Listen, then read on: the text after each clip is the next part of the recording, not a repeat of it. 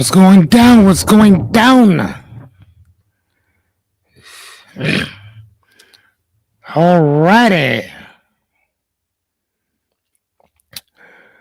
Okay, so we're gonna get started. I got Jessica on the ones and twos. She should actually be Hey, hi everybody. are you there? Yeah, can you hear me? Yep, I sure can. Okay, yeah, I'm here. Yep, so see that, ladies and gentlemen, she does exist. Um, it wasn't just me. Turn on personal ads. Shut that off.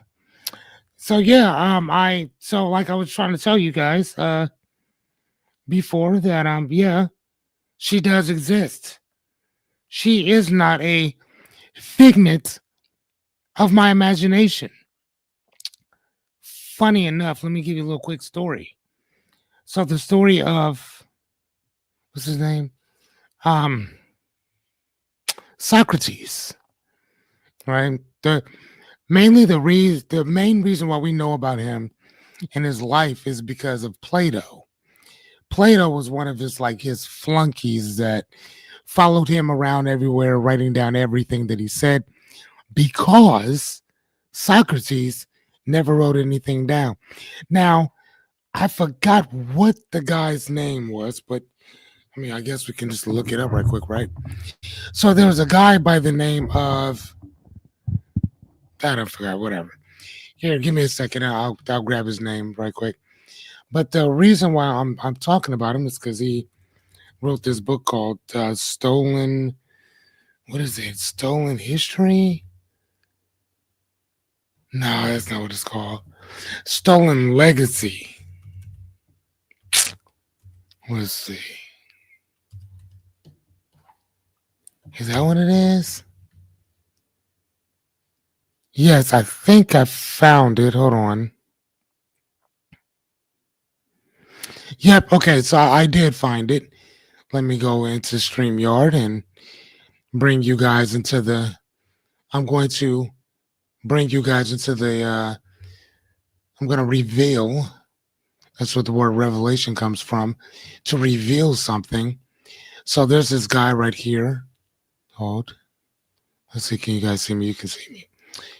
There's this guy here who, by the name of George.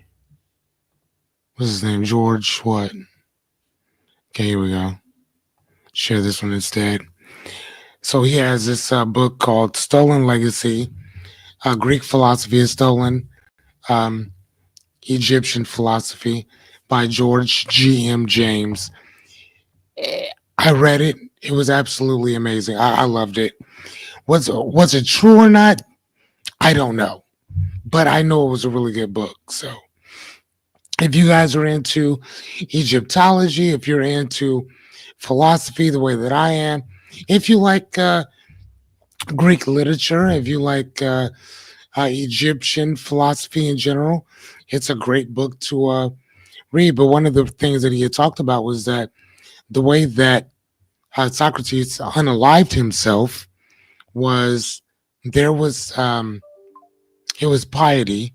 So basically, it means that he had no respect for the way that their culture was, and that he was um, because of his questioning of authority and everything else. He said that all he was doing was he was warping the minds of the the youth, and yeah, they basically told him that we want you unalived, and yeah, he could have left. Many people told him like, "Hey, man, just get out of here, leave, go live somewhere else." But Socrates said, "No, I'm good on that. If they don't want me here, there's no reason to walk around running from it because I'm always know that these people don't want me alive." So he went ahead and drank this poison called hemlock, and he went ahead and unalived himself. And he had the chance to run, but he didn't. And some say that, well, George argues that he got not only the knowledge, Pythagoras did too, Zeno, but but but, but we're talking about uh, Socrates passing on or whatever, and he got the idea from that from the Egyptians because that's how they ran things. They were and still are to a certain extent not to be played with. And contrary to popular belief, the Egyptians that you know of now are not the original Egyptians whatsoever. Uh, the people who occupy North Africa, which is where, and I'd say North Africa or Africa in general, because Africa is a continent and Egypt is a country, just like America is a country within the African continent. Okay. It's one of the, what is, I think it's 55 countries. I think they have 55 countries. Let's look that up right quick because I don't want to lie to you. I don't want to say something um, and be wrong. Hold on. How many countries oop, are in Africa? Let's. Nope, I was wrong. It's actually 54. 54 countries, according to the United Nations and the African Union. So anyway, so yeah, so they said that he had gotten those ideas from the Egyptians. Again, the Egyptians were not the ones that are there now are what are they? They are Arabs and Turkish. So that's kind of what they are. That would be almost like saying that 2,000 years ago or 5,000 years ago, there was nothing but Caucasians in America or in the Americas, which we know for a fact that that wasn't true whatsoever. But it would be that would be like the equivalent of saying that. Because if you come here and you say, where where are all the Native Americans at? They're in small little pockets of what used to be majority of theirs in Mexico. So quick little history lesson for you and geography. But anywho, how are you guys doing? Miss Jessica on the ones and twos, are you with me? I'm with you. Okay, I mean, ma'am, you don't. What are you doing? I am actually trying to finish cooking my steak so that I Okay. can focus Okay. on what you Right. guys are talking about. Right. So you know the great thing about this, ladies and gentlemen, I appreciate all of you guys being here. By the way, this is absolutely amazing. Um, Jessica and I are always um, happy to see so many of you join us. Oh my gosh, you guys are. Hold on. Join us. Oh my gosh, you guys are.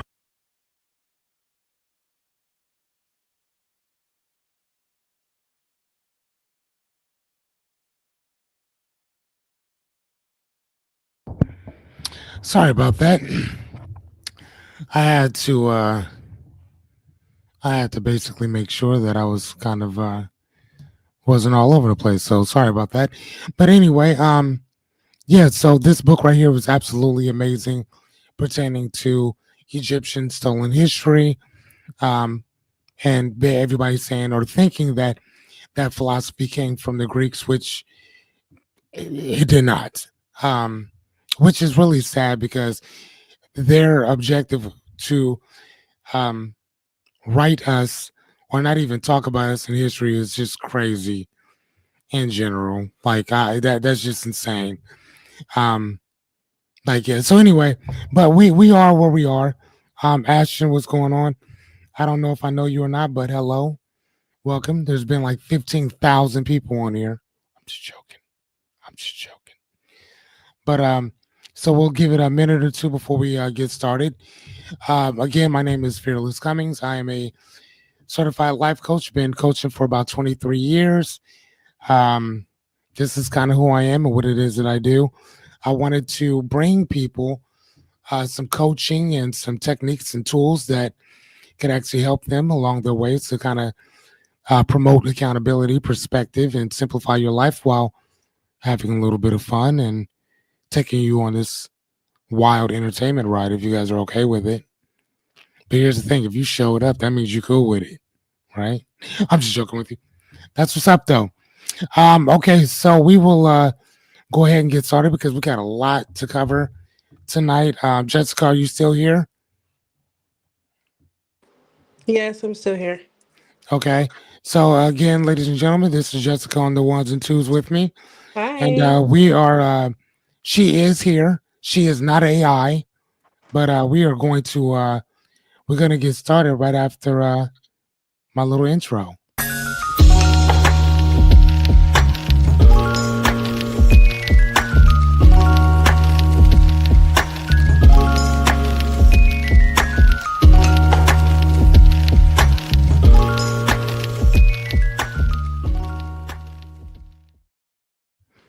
So what's going down, everyone? Fearless again. Back for another installment or session. This is day 6 of 100. Again, like I keep trying to tell you guys, man, it doesn't matter who shows up, as long as you show up. That's all that matters. Um, but if you guys don't catch me now, I know you'll catch me later, because usually when we look at the analytics, we usually see that people watch after we get done shooting. Jessica, how many people usually watch right after we're done? Like a Like couple I think hundred. 89 was like the last one, and that was Okay, well, I mean, again, there's still not many people, Sure. still not many, but you know what though? We're here, and that's all that matters. Yep. And one of the things that I consistently keep trying to tell and explain to people is that, man, when they get so discouraged so quickly, and I'm like, man, so you don't understand. I'm willing to give 25 years to this. Oh, I know what you're thinking. 25 years, that's a life sentence exactly. I'm trying to give a life sentence to this. I was just reading this book. Um, there you go. The Monk and the Riddle, and I read it and I gave this book a 3.5, which is cool, whatever. Um, but one of the things that I read in this book was absolutely amazing. I, I was waiting for the guy to talk about exactly what the book was about, because again, it's the Monk and the Riddle, but I mean, you really didn't know who the monk was or what the riddle was. But I think later on you start to understand what the riddle is, and I wanted to read some of this to you. It says, what are you willing to do for the rest of your life? Now, this question does not mean literally what will you do for the rest of your life. That question would be absolutely absurd given the inevitability of change. No, the question really asks is, if your life were to suddenly end and unexpectedly end tomorrow, would you be able to say that you've been doing exactly what it is that you care for today? What would you be willing to do for the rest of your life if tomorrow were your last day? And what would you be doing right? Would you do that right now, today? And I can honestly say unequivocally, I'm doing exactly what I would want to be doing if tomorrow was my last day. I'm doing it right now. So again, it doesn't matter who shows up, as long as I showed up. That's all that matters. And again, we'll catch y'all asses later. So I ain't worry about it. Anyway, Miss Jessica, are you here? How are you doing? I'm good. How are you? You know what? I'm actually doing pretty well. How's your steak? It's so good. I made cabbage too. Oh, did you? That's wonderful. You should let us see you eat. That's not happening. Okay. Well, that's. You like this? I'm sorry. What? You're so weird. You know what? You're right about that, and I appreciate your honesty and lack of candor. Mm-hmm. So, people, how are you guys? Miss Jessica, since you're the only one here, are you reading any good books? Nope. Thank you again for your honesty. Thank you for that. Mm-hmm. I mean, although we live directly next door, I know if you're reading or not. And I appreciate you saying, nope, I not could at have. all. You could have what? I could have lied, You could have, but but you didn't. yeah. Yeah. I know that's what's up. I love it. I don't know what I plan to read next. I truly don't. But whatever it is going to be good. I was talking to Brian, who is who's my podcast partner on Trial and Error. And he called me today, and he was just excited because he's like, "Man, I think I just want to focus on marketing, advertising, and business consultation." I'm like, "Man, that's what's up. That's great when you finally realize what your niche is, and then you stick with it." But like I told him, same thing I told myself, and because we talk every day, and you already know kind of where I'm at with certain stuff.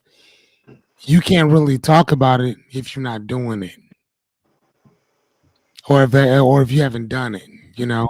So, but the fact that he has done it, and I'm like, you know what, man, you have my approval. Again, you don't need it, but still, I appreciate when people figure out what their lot is in life and they just go for it. Hmm. You know what I'm saying? It's kind of like what you did, same difference. I mean, at least I think it's the same difference. Kind of. Somebody else might feel differently, but that's how I see it. You wanted to be a mom, and now that's exactly what you are. So, I mean, that's how that works. Hmm. But so is there anything you want to discuss before we get started in our little thing here? I think this next topic is going to be, I think this is going to get the most views. Why do you say that? So, really, because it's not controversial, but a lot of people are affected by toxicity. And it's a word that people just throw around nowadays. Okay. So do you think that people actually understand No, um actually understand what that word actually means? no, because like I said, it's a household word. Everyone's like, "Oh, that's so toxic." Oh, Oh, okay.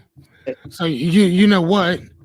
Then thank you for saying that, because then I think that what I'm going to do right now then is I'm going to create another slide real quick explaining exactly what that is, because I didn't even that's a think good idea. to I didn't even think to define what the word toxic was. You know what I mean? And that's to me that's pretty serious. It is. Like you need to let people know exactly what that word is or what it means, especially if you're talking about it. I really could not put into words what I think it means. I know how to Really. use the word, but But yeah, like well, what is the actual yeah. word? Okay, no, I got that. I got that. Okay, so on here I'm looking at the dictionary, the Oxford Language Dictionary. And matter of fact, here I'll put this in here. Oh man, before I hold on. Oh man, this is actually kind of cool. Okay, so the have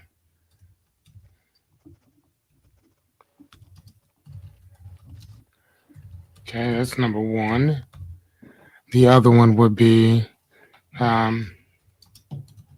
Where's the Urban Dictionary definition? Hold on one sec. I am actually writing. I'm typing it all up. Gotcha.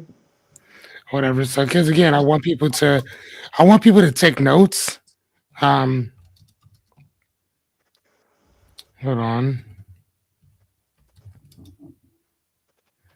Oh, or oh, damn. They really go in on this word. Okay. So I think I kind of got some of it. Um I'm gonna minimize it a little bit because it's big as hell right now or whatever. So we'll do that first, and then we'll also see. Um, and then what I'll also do, which is kind of cool, I will also hold on. Let's go to layout. Boom. Okay. So we'll look up this word toxic, and then we will also put in. Man, I should have did that earlier because I'm such a slow typer. Um, Forget it. I'm not even joking. I am a whore. I am slow as shit. I should have did this before. Do you just use But two fingers when you're typing? Are you a huh? two finger? Like uh, I don't know if it's I don't know if it's my keyboard or what, but like I'm all over the place. I'm just flailing along, and I am horrible. Oh my Mm. gosh. So anyway, so for now on, anything else that we talk about, I'll put it up and I'll write the definition, and then I'll talk about exactly what we're going to discuss. So yeah, let's go ahead and get started, and then kind of go from there.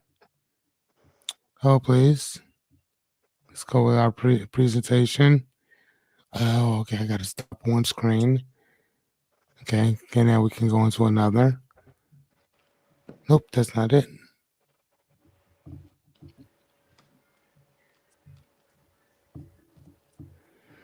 Okay.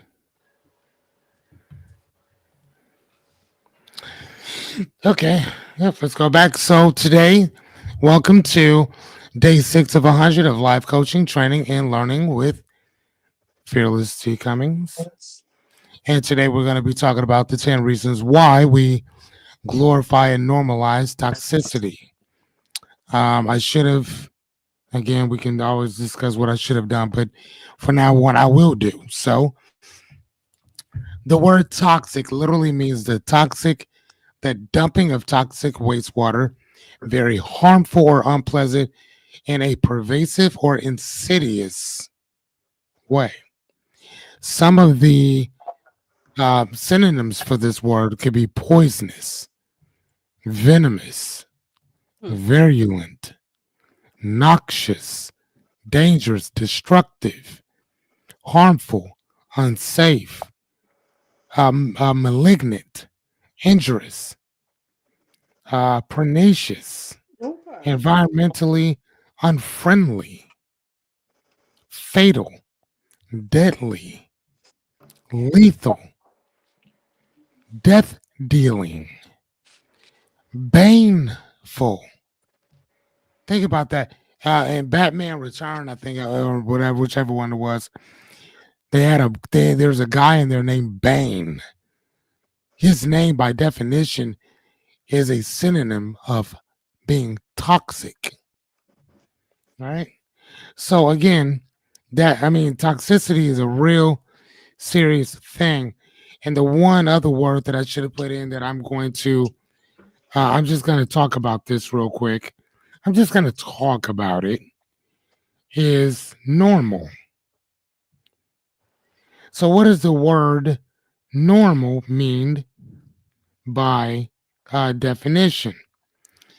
The word normal means conforming to a standard, usual, typical, or expected.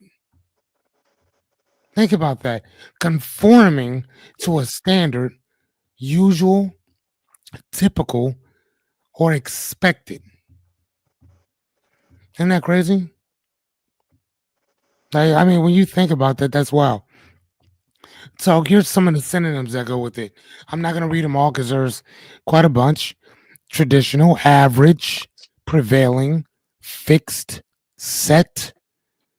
We already said those. Stock, common, ordinary, customary, conventional, habitual, customized, expected, wanted, everyday, regular, a routine. Now, I'm using all of these synonyms to describe the word normal. So when we say that our thing today is about the normalizing toxicity, we are talking about raising a standard to being toxic in general, right?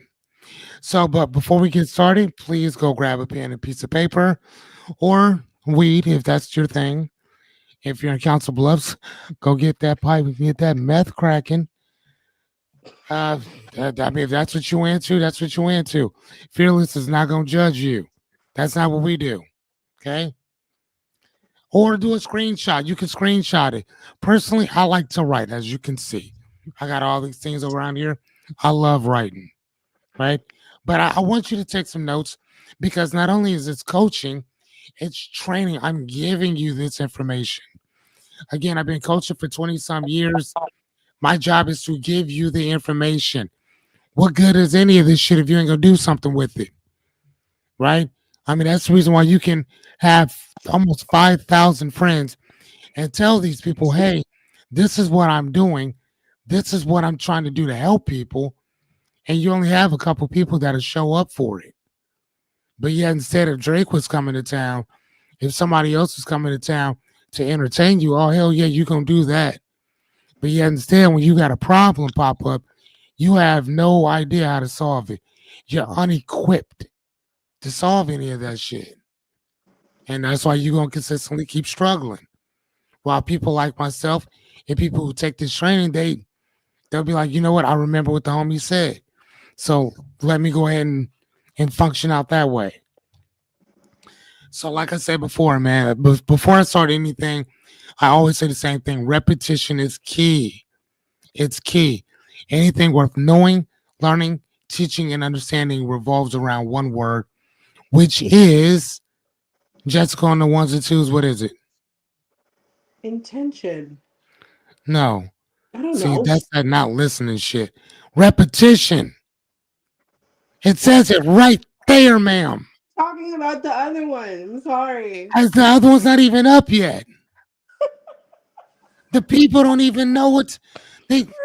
Oh my god! I'm sorry, ladies and gentlemen. Jessica on the ones and twos. She.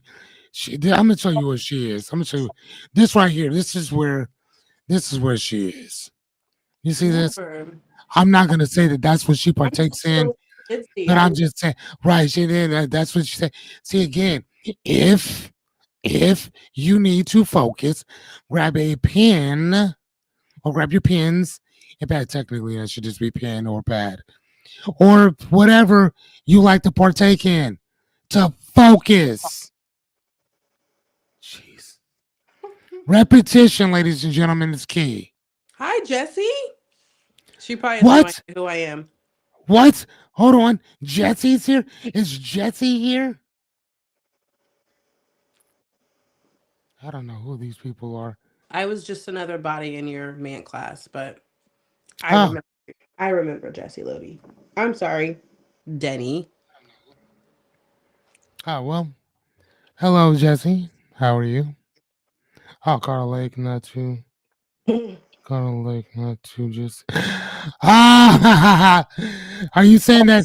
Are you saying that Carter Lake likes to partake in mathematics?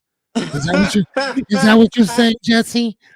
That Carter Lake, the butthole of Iowa? Is that what you're saying?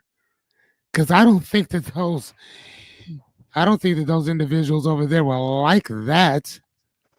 That's I don't funny. think that they like that. Although they did get rid of my friend from the library over there. So all I'm going, oh, are you blaming it on your phone or is your phone? Whatever. I'm just saying, listen, fearless is a friend to those who partake in mathematics. What? I'm just saying, Good if you're question. paying, if you're paying or paying attention to what we got going on, then go ahead and smoke your shit and listen. Thank you. Oh I my god! appreciate you coming. Wow. Oh, yeah, hold on. Yeah, see, thank you. Yes, yes. See, Jesse said the same thing. Don't forget that we got that meth too. Thank you. I will not. I will shout you. I'm gonna shout you guys out. Carter Wow. Lake, I love you. My son's grandmother lives over there. I love that one store that y'all got, which is what is it like the Family Dollar? I love it over there. Plus that gas station, which I mean I don't need gas, but you probably do. Some of y'all probably take some of them brown paper bags and put gasoline in it and get the huffing right next door to the gas station. I love you for joining us. Thank you, people. All right, so again, like I said, repetition is key. If I'm going to offend you, I'm going to do it repetitiously. All right, Okay. here we go.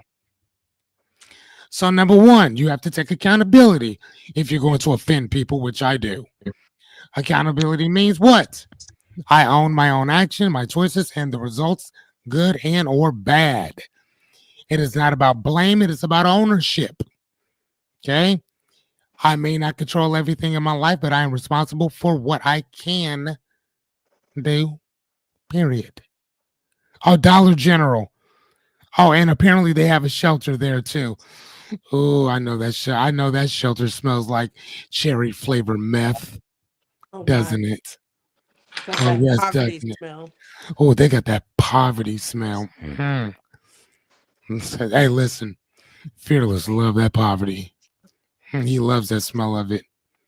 Desperation, perspiration. Hmm? Is that what it is? Of course it is. It's about to get weird, ladies and gentlemen. It's about to get weird. Anyway, let's go to the next one.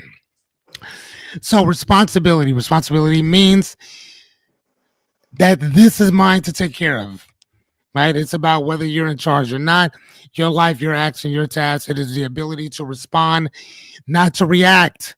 We got to stop being so goddamn reactful, right? Proactive is one thing, reactive is something different. You don't have to control everything, is what I try to tell people. Just handle what's yours. And if you can help the next person, help them. I mean, you don't have to be a dick not to help people, right? You can help them. All right, so let's get this party started. Boom, pop. Oh, hold on. Sorry. We got one more. All right, so why setting a clear intention is so important? Jesse, excuse me, Jessica, can you take this from here? Why is it so important to set a clear example and set the intention of where we're going? What's the first thing? You've been here for 6 days now. What's Don't number one? don't have them memorized. It I can doesn't read matter. it.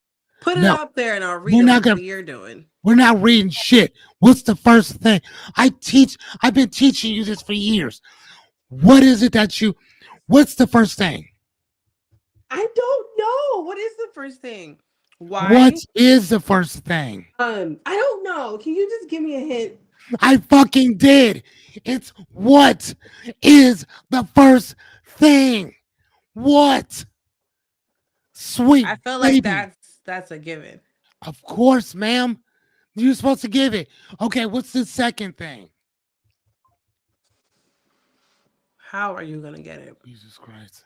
I You know don't what? Just know. Who, what, mute, when, where, mute your, what? just mute your thing. I got it. Mute your, mute yourself.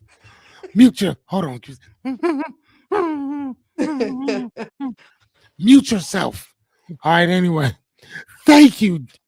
Thanks, dude. Jesse. Jesse's coming from my Jesse, position. she is coming for you, yo. Jesse is coming for you, Jessica, on the ones and twos. She is coming for you. This ain't even fair. She just started. You've been you've been my ride or die for years. Jesse's also extremely intelligent. So Yes, she is intelligent, but you're around me constantly. yeah. Let's just get to. Can we Oh just my God. the topic Yes, tonight? yes, Jesse. Yes. Knowing why. Why would be the second. Sweet baby Moses. Where are you going would be the next one. How will you get there? What if things don't work? Okay, you gotta know what happens if shit ain't gonna work out for you, right? Again, why are we talking about this? Because repetition is key, and obviously some people do not fucking listen. So that's why we have to keep repeating it. Because they don't listen. Here's the other thing. What are you willing to sacrifice? Jessica, on the ones and twos, I still appreciate you sacrificing your time and your evenings to be here to help me with this, which I'm not sure just yet how you're helping, but I believe in you. I always have. Me and your mama believe in you.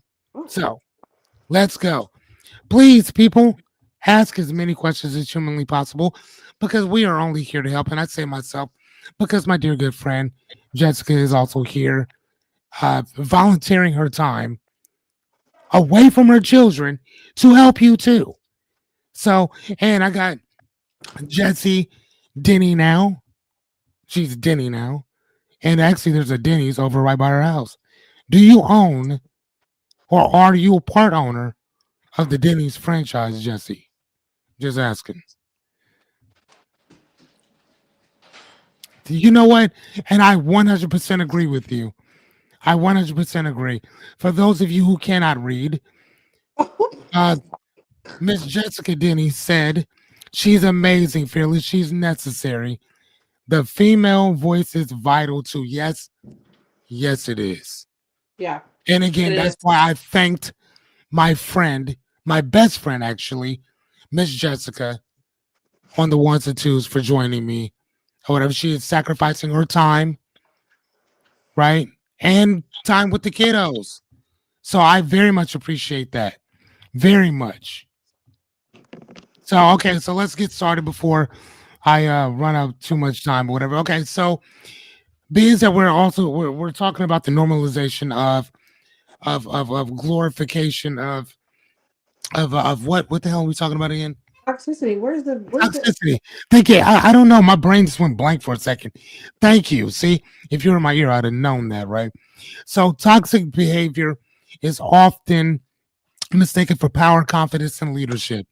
We see that today a lot um in politics. Look at what's going on with that. I personally try my best not to pay attention to a lot of that, but unfortunately, if you live in America, you cannot say I ain't political. I mean, because everything revolves around it. So you may not pay attention to it, but it will affect you in some way. Because if it doesn't affect you, it's going to affect everybody else around you, which will affect you. So number two is many people grow up believing that loud, aggressive, or manipulative individuals are in control and that they're usually right. I've been in conversations with people who are compulsive fucking liars. And yet instead, I mean, because they talk loud, you think that, oh, he's probably right. No, most of the time they're not. My voice only goes up as loud as you hear. It don't go up any more than this. So you're trying to tell me that somebody who children could talk louder than me, that they would beat me in an argument? I'll whip your little ass. But I mean, I'm just saying, right? So being loud and aggressive and manipulative doesn't mean that you're in control, let alone that you're right.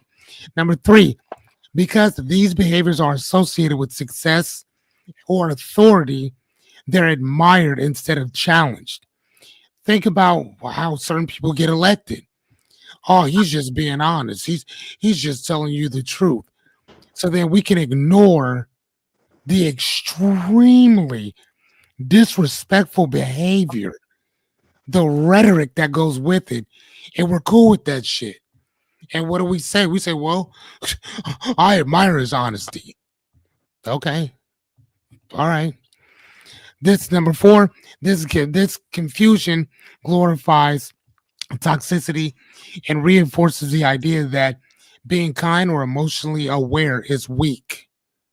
Is Mm. weak, which is really crazy because we have this war on wokeism, right? Now, by definition, because again, I'm as a life coach, I focus on what you're saying to me and what words you're saying, or excuse me, what words you're using. By definition, the word woke just meant at that time. Now, words can also metastasize into other shit, right? But the word woke basically meant to be able to see racism, or not just racism, to see a wrongdoing and say something about it. That was it. Somebody else took that shit and ran somewhere else with it. From when it first came out, when that word was first introduced, it just meant to call out inequality, to call out bullshit when I see it.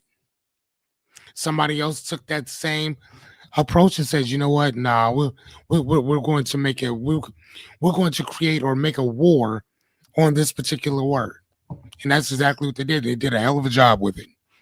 Good job. So number two, media makes it entertaining. Number one states reality TV, social media drama, and alpha influencers often package toxic behavior as exciting, fun, or aspirational. You know another really cool place that they have that's toxic, that's fun and aspirational, that could be sometimes exciting and fun. It's called prison, Mm. right? Because you mess with the wrong person and they beat the shit out of you, you're gonna end up in a hospital, and then you're gonna do something dumb, and then you're gonna go to jail, right? But and most of us find this number two. We find this bad behavior on social media because something bad goes viral. It draws massive attention, and then it sends a message that toxicity equals popularity. So the more fuckery you're into, the more that people are going to be like, oh, okay, well, that's fine. It's okay. That's really funny because I just saw that on TikTok. Which let me give you a little thing on TikTok right quick. So it's a Chinese company, right? That created that. So did you know that they don't have the same stuff that you see here in America on TikTok? They don't have that same thing in China. Did you know that? For every couple videos that they have other videos that teach you about science, that teach you about different experiments, that talk about math, that talk about like history, stuff like that. And they're mandatory for you to watch before you get to the next video. Did you know that? Oh wow. I'm sure most of y'all probably didn't know that. Mm-mm. I didn't know Yeah. that. Yeah, no, they have that. They don't watch the same shit that we watch here. Like, no, they're not doing all that. All right, so number three, viewers begin to unconsciously emulate these behaviors, thinking that that shit's normal. They're thinking that that's normal. Oh, okay, hold on, Jess. Okay, so that's how I actually. Oh, yep. Handicapped lady goes to prison for beating. Yep, exactly. Yeah, right. Mm. And then, sadly enough, you go to jail and you think whether you know it or not, people in jail, they're not dumb, but they're so disassociated from society that as soon as that, like, if they know that you are viral, they're going to extort you. Like, I don't know if you guys know that or not. If you got money, if they think you got money, you're getting punked and extorted in jail. I mean, it may not have happened for somebody like Boosie or somebody like Kevin Gates or something like that. But the ordinary, everyday, run of the mill, who's not connected to nothing, oh, buddy, oh, buddy, Mm. You're Omari, Omarion got that song. It's called Oh. okay. I'm just saying, Omarion got that song called Oh, and he just keep opening up his mouth. Well, just get used to singing that song while you in prison. That's all I'm Oh. saying. Hello, ain't nobody playing with your weird asses. All right, so number four. Over time, toxicity becomes trendy, not taboo.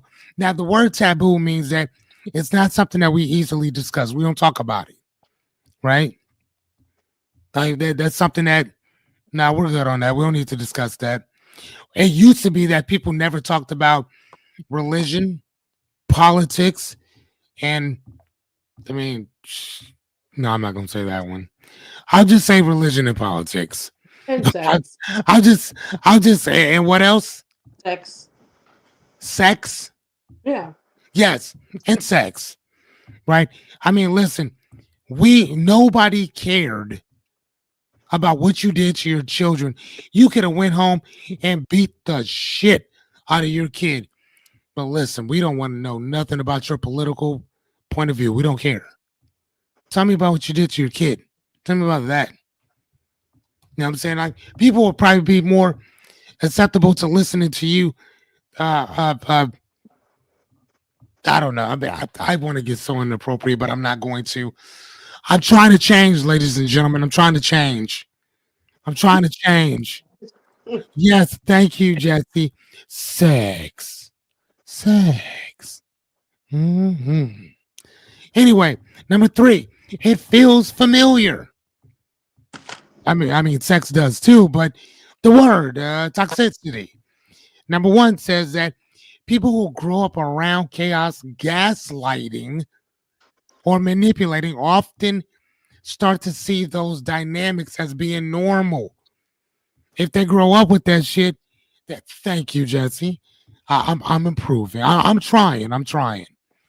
But they tend to grow up with that, and they think that that shit's cool. So majority of their relationships are going to be like that, and then they're going to unfortunately think that everybody around them is going to be like that. So then, number two says toxic environments can feel familiar, and familiarity can feel safe even when it's harmful. Jessica, let me ask you: do you know anybody who fits something like that? That their environment is just they grew up like that. What? Absolutely. So it's not like they and it's here's the thing. Yeah, for the most part, like going back up to number one, that's how they grew up, right? I mean they grew up that way. So gaslighting is what is making a person feel like that you're going crazy. You know what I'm saying? They're making you challenge your reality. Hmm. This ain't this and the other, right? Or manipulation, right? And going back down to the other ones, but all of those things they're all normal to that type of person. Number three says when dysfunction is all somebody knows, they may confuse it with love, attention, or care. And I can't wait to get into these other ones because that's really what that kind of goes into. And that's what we do though, right? In relationships, they may gravitate towards toxicity because it matches their emotional blueprint. Or for Jesse and I would talk about when we talk about Abraham Maslow's of needs or the MANT thing or whatever, that would be their baseline. Think about that. That toxicity is people's baselines. Crazy. Oh, ain't that crazy? Yeah. Like shit, like that's where it is. Right? Oh my God, I can't wait to get to these other ones. Okay, here we go. This is the one I was talking about. Number four, we equate suffering with love. Number one, romantic movies, music, and books often portray love as dramatic, painful, and obsessive. Okay, hold on. What are you saying there, Jesse? She said, I don't like the guy anymore, but the crisis cycle still. Right there you go. That's what I'm talking about, Jesse. Thank you, dear. That's what I'm talking about. Again, for y'all who can't read, don't worry about it. I got you. Jesse says, I don't like that guy anymore, meaning So Abraham Maslow, but the crisis cycle still slaps. Yes, ma'am, it does. And for y'all who don't understand what slaps means, it means that it's really good. Good stuff. It's truly amazing, which it is, right? Because majority of us are already at baseline. So if your baseline is that you turned up means that you down for whatever. You're violent as fuck is what you are. That's crazy, right? So I'm just kind of throwing that out there. All right, um, so these portray blah blah blah. Okay, so number two says that these portrayals, excuse me, condition, and that's another word I should have highlighted that condition us to believe that struggle and chaos are signs of true love. That means that when you're throwing dishes, when you're calling her out of her name, when you're going off cheating on this motherfucker, and you're telling everybody how he ain't shit or y'all ain't this and this and the other, if you're not wanting to put hands on this woman, that's not real love. That is fucking sick. That's it. I've met people, and again, this is so crazy, man. I've met people that don't argue. Been married for years. They may disagree with certain things. Don't argue with each other. Like they don't have that type of relationship at all. Like, do you remember that one relationship that we saw happens every day? Thank you, Jesse. Thank you, uh, Jessica. Do you remember that person that we know that as soon as she hooked up with this dude, all they did they had to go to counseling within the first month or so that they were together. They had to go to counseling the first month they were together. if you have to This do all dude, that, break because up. this dude, say what now, Jessica? If you have to do all that, let it go. That's all I'm saying. That's First all I'm month, that's crazy. But yeah, that it's real. People are really like that. like really like that. And here's the thing, that's their baseline. Yeah. That's the norm.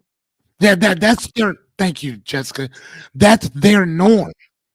They're okay with that, right? So toxic behaviors like jealousy, control, emotional highs and lows are romanticized. You know where it's also romanticized at? When you're sitting in court and the judge is about to give you a life sentence for beating her ass for the third or fourth time, or killing her, or vice versa, because y'all couldn't just walk the fuck away from each other. Like I remember I was talking to this woman and we were talking about that stuff, and we were like, and I told her straight up because she was into some weird shit. I told her straight up, listen, if this is what you're on, like I'm not on that. I don't mind drama because of what I do for a living, right? Being a coach and all, but I also don't want to be in a relationship with somebody where we're consistently arguing. That's crazy. I remember this one person. I'm not even joking. It was well, it wasn't my birthday. She asked me, "What is it that I would do anything you ask me to do?" You know what I asked her for? 1 day without any arguments. 1 day, no arguing, Did it happen? not at all. Oh, Motherfucker couldn't last an hour. damn. You know what I'm saying? And again, and then I'm sitting around wondering, like, damn, how did that end? Like, you know how it ends.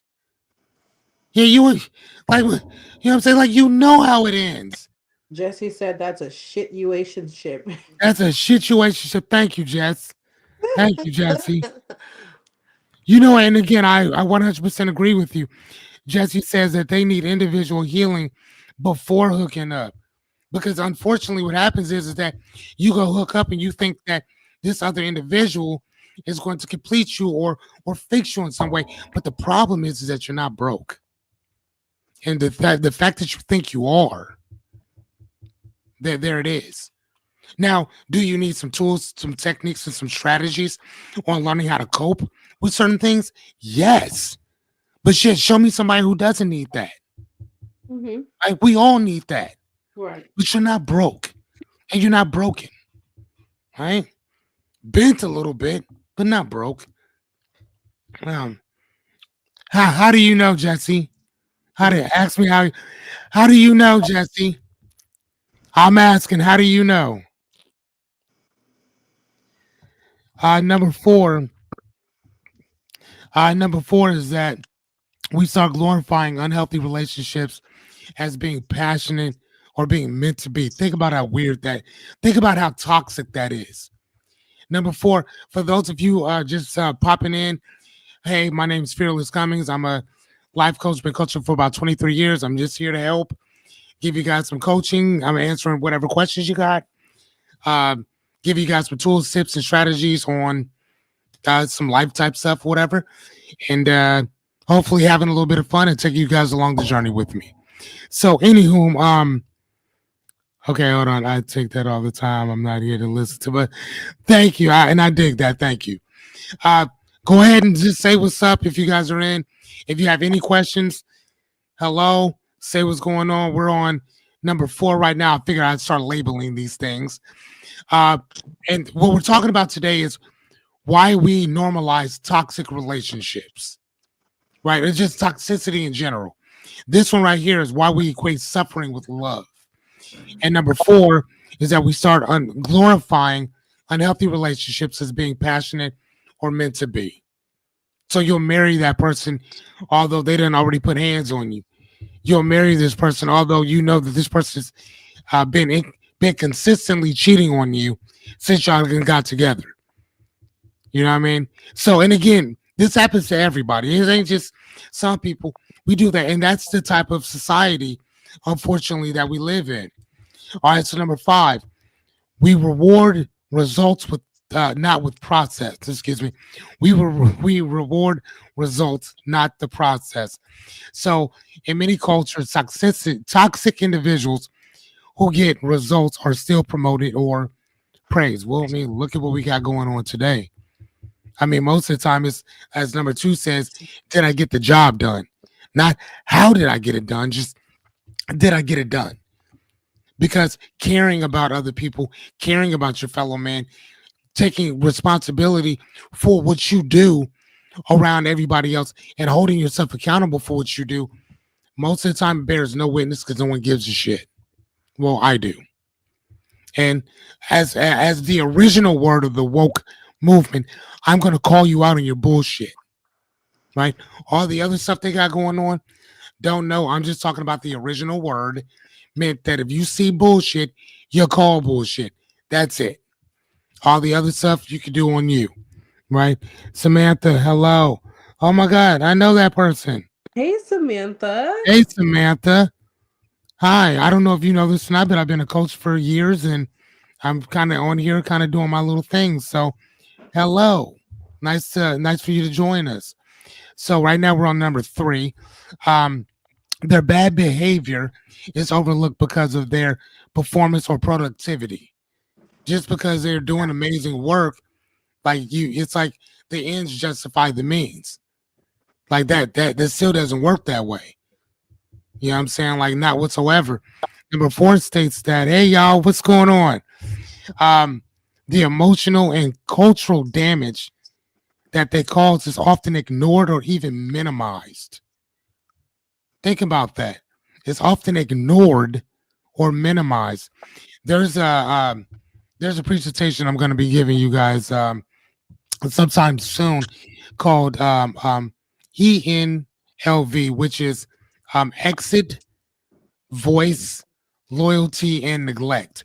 And this is also one of those things that we do. And basically, it was created by a economics professor and a economics and sociology professor. And his thing was that he would study why people would leave companies, why people would leave brands like Jordan, Nike, stuff like that. And why would people stay there? Why would they ignore the things that Michael Jordan have said for years about his own community? And no one seems to give a shit, right? Why is it that? I mean, so there's a bunch of different things on there or whatever. So we'll do that hopefully sometime next week or whatever. But I got what? How many more do I have of these? 94 more. So don't worry about it. We will touch on that. I promise you. Uh, 94 videos, not and yeah, sorry, 94 not videos. 50. So question time. And here's the thing, ladies and gentlemen. I want to read this to you. I tried to make this a bathroom break for y'all, but Jessica said no. They can take their phones to the bathroom. My response was, yo, that's gross. Then she responded, and I'm not going to go into it, but that's what she said. Do you remember this? Do you deny this, Jessica? Listen, no, I'm not gonna deny it. And I was just thinking, like, damn, I hope he takes that break time because I have to pee so See, bad. see, that's what I'm talking about. That's Again, why I put it he in can take there. iPad to the restroom. It's okay. Fine. See, that's all I'm saying. You're going to take your iPad to the bathroom with nobody. See, that's what I'm saying. See, that's what I'm saying. See, right. It's how. Thank you, Jesse. That's all I'm saying. Like this dude, that she like, oh, now I gotta, man, I was hoping you'd have a bathroom break in there. Yes, we have a bathroom break. That's why I put it in there. Jessica be bullshitting, Me, y'all. I'm gonna mute and go use Oh, the and she's gonna restroom. mute us because she has to handle her business, which again, I tried to tell her that people need a break. We've already been on this thing for about an hour. Myself, Jesse, and Jessica just sitting there talking shit. And who else is in here with us? Is there anybody else in here with us? Because if you're in here with us and you're not talking, like that's crazy talk. I'm not even gonna lie to you. If you say hello to me, if you've already been in here, I'm gonna ask you a question. And if you can answer that question, I'm gonna cash app you a middle finger. What was the second slide?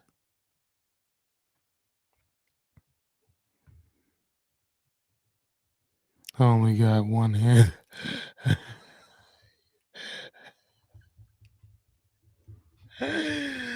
Oh my God, Jesse, dude, that's why I love you, man.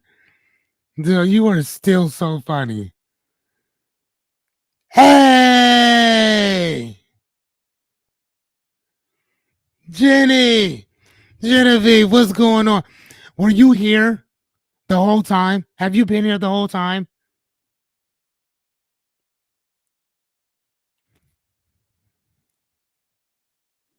It's cool. Listen, Samantha, you are good, yo. We're gonna be doing this for about 94 more dates. So it's all good. We're cool, man. I appreciate you still stopping by in general. I'm trying to make this a family affair. You know what I'm saying? Like I really, you know what? Hey, I could care less whether you late or not. You still showed up to support, and unlike other people, I appreciate when people show up for me. I promise you I do. So thank you, no matter what. Thank you. I appreciate it. I'm giving you guys a quick restroom break. Usually, I would actually be off of here by now because I try to hang out with my kiddo before he goes to bed. But tonight he told me I can go ahead and just kind of keep going and stuff because he wanted to go hang out with his little buddies. Who wants to hang out with their friends instead of their dads? Like, who does that, right? I appreciate you guys speaking the truth and teaching some stuff.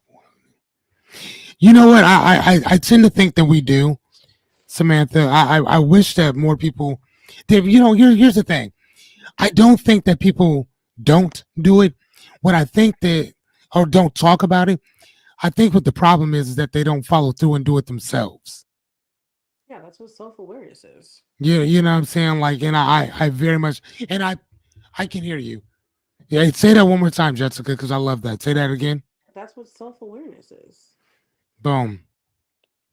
Yeah, and you're very much right. That's all that is. Self awareness. And again, self awareness, like I'm always saying, is it's to me a form of accepting accountability for who you are. Right? It's a self examination. That's what it is. So either way, so all right, let's keep going. Did you guys all pee and poop? Are you good? You know, did um Jesse, do you need to go get some chips? Genevieve, do you need to go get anything? Sam, are we good? Can we continue? You can go with them. What do you mean? Am I going to go with them? I can't go with them. I said the phones can go. Oh, well, yeah, you took your phone with you. I mean, Okay. you were out pretty quick. So what'd you do? I don't need to know. That's inappropriate. I'm sorry. I mean, especially if I want to become, president one day, I can't be asking women if they went to the bathroom and go poop or pee. Can't be doing that. Jessica, we'll talk about that later. Anyway, ladies and gentlemen, let's get back to it. All right. Thank you, Jesse. She says she's all set. Thank you. All right. So, as we talked about before, we avoid accountability, which is kind of crazy. I need to kind of lie to you. I got a pop suck, got a pop suck in, and I can do all this. Forget. Okay, watching. Okay, we're good. We gotta go. My daughter's waking up. Have a good night. Thank you for still showing up. I appreciate you. Thank you, Sam. All right, so we got four more to go. Well, actually, kind of. All right, so we avoid accountability. Number one, it helps to avoid self-reflection, kind of like we talked about, Genevieve, um, and any other, excuse me, and any uncomfortable inner work that you have to do. Right. Anytime that people are doing that and stuff, I mean, we kind of it makes us uncomfortable, especially when you don't want to take accountability for your actions or the shit that you do. Right. Especially when you know that you're toxic and you know what you bring to the table and you know that you are rotting that table from the outside in and the inside out, right? Number two, poor behavior gets justified just as like we talked about before. Oh, that's just how I am, or I'm just keeping it real. Again, what did I say before? There's a very real place called prison, and guess what? That's just how they are, and they're keeping it real right along with you. Go ahead and bend over and grab that. Open your mouth. Anyway, number three, admitting fault or the need for growth feels vulnerable and uncomfortable. And of course that it does, doesn't it? It feels extremely uncomfortable. But I also think that you also need to know where your boundary is so you don't unfortunately cross over it. right? Jessica and I have been friends for many moons now, whatever. We have gotten into some pretty heated discussions. Hell, we just got into one a little bit earlier tonight, and I'm explaining to her how I'm feeling. I'm like, hey, I don't want to talk about this because my heart's racing, my pulse going up, this, that, and the other. And anytime I think about or talk about this is what's happening to me. And then I start saying things that I don't fucking mean. I start doing shit that I don't fucking mean. And then we don't talk for a little bit because I'm in my fucking feelers. But as she'll tell you, I'm really trying my damnedest to work on that shit. So if I feel a way, I'm trying to just come out and say that shit instead of acting like, well, I mean, it doesn't bother. I mean, shit bothers me a lot, especially with certain people. Now, if Jessica was just some ordinary, everyday, run of the mill person, I wouldn't give a fuck. And she knows that I am very heartless at times, and so it's not. And here's the thing: it's not that I do it on purpose to try to push people away. It's that I'm very practical with bullshit. I'm pragmatic with it. If you love 10 things and you care about all 10 things, that's cool. I have those same 10 things, but I only care about 3 things with the intensity of 10. So the rest of that 7, keep up with the math. I don't give a shit. I don't care. But those 3 things I very much care about, right? And that's kind of what it is for me. So it's not that I don't care. It's just that I don't give a shit about the same stuff you care about. Yeah, that's all it is, right? So it's kind of like compartmentalizing certain things or whatever, which I will teach you guys that stuff too, because some of y'all take things way too goddamn personally. You do. Well, some of y'all get way too emotional on some shit that may not have anything to do with you, right? But anyway, we'll touch on that later. So number 4 says people find it easier to normalize toxicity rather than change. So we think that, oh, well, this is just the way it is. That's just the way things are going to go. No, that's the way you're making them. Or instead of making them that way, you're choosing to accept the status quo to keep it there. You don't have to keep it there. You can change that shit, right?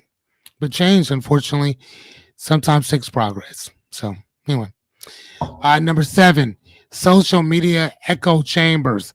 Seek and you will most definitely find. Ladies and gentlemen, I have a horrible addiction. Jessica, can you tell me what my addiction is? I'm not going to say it right now. Jessica, are you here? Are you here, Jessica? Did she leave me? Just hello? Hello? This dude left. Anyhow, I have an addiction, ladies and gentlemen. I don't even want to talk about it, but I'm going to. Yeah, well, you know what, Jesse? I think I'm gonna have to start bringing you on, dude. But yes, that is a huge addiction. Where are you at? Well, I don't understand. Like, did you mute yourself? Oh my gosh, what are you doing? Are you number twoing? Is that what we're doing? I know that I'm not supposed to ask that, but I don't really plan on running for presidency anytime soon, so I think I'm okay. Are you pooping? Is that what we're doing? I don't know. Anyway, so here's the thing, ladies and gents. Oh wow. Hey, we can see you. I'm just saying. We can. Well, they can't see you yet. Okay, now I'm gonna bring you in. Okay, Jess, are you there? Yeah, Jessica, what happened? I have no idea what happened. You had to go to the bathroom? No, somebody called me, and then after that, I think I don't know what happened. But Oh, anyway, okay, did you cool. say it? Did you say the thing that you were addicted to? No, because well, Jesse said one of them, which is actually my main one. But you know what my second one is. What is my second one? I don't even want to say it because it's. Yes, you do. Go ahead and say it, Jessica. If you Say it. want to say it, you can say it. Say it, Jessica. Say what my addiction is. I'll pass. Come on now. Go ahead, confess to your addiction. We've heard it on every My single one of your my lives. name, my name is Fearless Cummings. Where's the camera? Right here. Hmm. And I am an Instagram cheek clapping. What is it? What do I say? How do I say it? Cheek clapping what? What am I? You're just a What cheap tapping addict. addict? Thank you. I can't stop getting enough of watching those Instagram models clapping cheeks. It's crazy. I don't talk to them, but it comes into my for some reason Instagram has it in my algorithm to watch this. And I have to look away, ladies and gentlemen. I'm not even joking. I have to look. I'm like I'm not even, I'm dead ass. Like it's gotten bad to the point where I will literally just stay off social media. And now I set up another one because a buddy of mine, we are doing another podcast thing called Philosophy Hunters or whatever with my buddy Matt and I. Stay tuned for that. I'll get you guys all that information. Jesse, it was that I have an addiction to watching Instagram models clap their cheeks, with their butts You just like, clapping yeah. around, just clap, clap, clap, clap. Not models, just a certain part of their, and it's beautiful. I don't, I believe that it's very delicious. It's beautiful, but it is alarming to the point where I can't watch that shit because I would just sit like this.